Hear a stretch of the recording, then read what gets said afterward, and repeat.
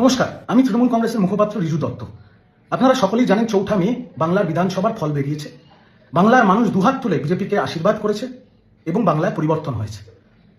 আগামী ৯ মে নতুন সরকার গঠন হবে বাংলায়। কিন্তু আমার ভিডিওটা আজকে সেটা নিয়ে নয়। আমার ভিডিওটা হচ্ছে ৪ঠা মে বিকেল ৪টের থেকে আজকে ৬ মে দুপুর ৩টে অবধি আমার সাথে ব্যক্তিগত কি কি ঘটনা ঘটেছে।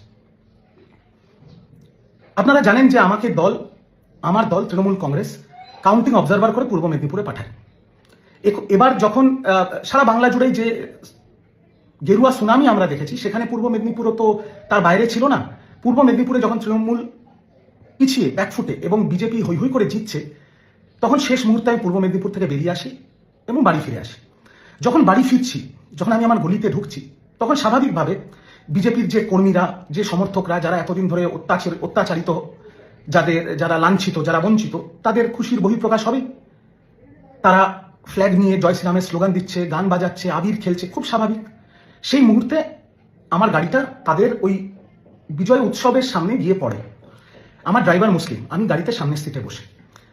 আপনাদের বলতে চাই, আমি এটা না বললে, মানে এই কথাগুলো, বিগত ১.৫-২ দিনের কথাগুলো না বললে পাপ হবে। আমার মণ্ডল সভাপতি সেই সময় যদি সে চাইতো, আমার গায়ে আবির লাগিয়ে দিতে পারতো, আমার গাড়ি ভাঙচুর করতে পারতো, আমার মুসলিম ড্রাইভারকে মারতে পারতো, আমাকেও চত্থাপ্পড় মারতে পারতো। কিন্তু তারা কি করেছে? সে এসে আমার সাথে হাত মিলিয়েছে, আমার গায়ে গেরুয়া আবিরটা পর্যন্ত দেয়নি। উল্টে বিজেপির ছেলেগুলো বলেছে, একটু রাস্তাটা খালি কর, রিজুদার গাড়িটাকে বার করে দে। নাম্বার 1। নাম্বার 2, 4 তারিখ বিকেল 5টার পরে যারা স্বঘোষিতভাবে বিজেপি হয়ে গেছে, যারা সবাই তৃণমূল ছিল, এখন স্বঘোষিতভাবে বিজেপি হয়ে গেছে, ফেসবুকে এখন জয় শ্রীরাম লিখছে,